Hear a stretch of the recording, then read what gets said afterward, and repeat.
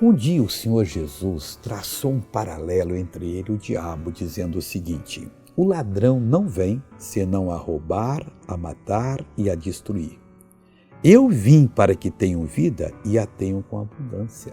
Meu irmãozinho, não queira nada do diabo, não queira um favor dele, porque se você deixá-lo vir à sua vida, ele virá não para lhe abençoar, até pode dar alguma coisinha na hora, mas para roubar, e ele é ladrão, sabe roubar, para lhe matar, para lhe destruir completamente e eternamente.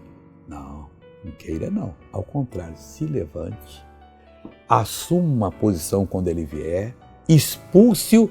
Agora com Jesus é diferente. Jesus disse: eu vim para que tenham vida e vida com abundância. Nunca feche a porta para Jesus. Ele falou para a palavra, você pode dizer: aqui eu vou ter recompensa, aqui eu vou ter vida, aqui eu vou ter abundância, aqui eu vou ter Deus operando na minha vida. E é isso que ele está dizendo para você. Veja essa pessoa que foi abençoada, eu já volto. Eu tinha uma dor nas minhas costas o tempo todo e também nos meus joelhos. Às vezes eu não conseguia andar porque os meus pés ficavam inchados. Enquanto o irmão orava, eu sentia a dor desaparecer das minhas costas, meus joelhos e dos meus pés também. Vamos orar agora, Pai, estamos orando. Estamos clamando, estamos usando a autoridade que o Senhor nos deu e eu vou mandar esse mal embora agora. Mal, saia dessa vida. Você tem que sair agora. Ladrão, vai embora. Aqui você não vai roubar, não vai matar e não vai destruir.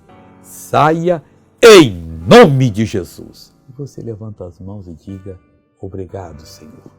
E amém.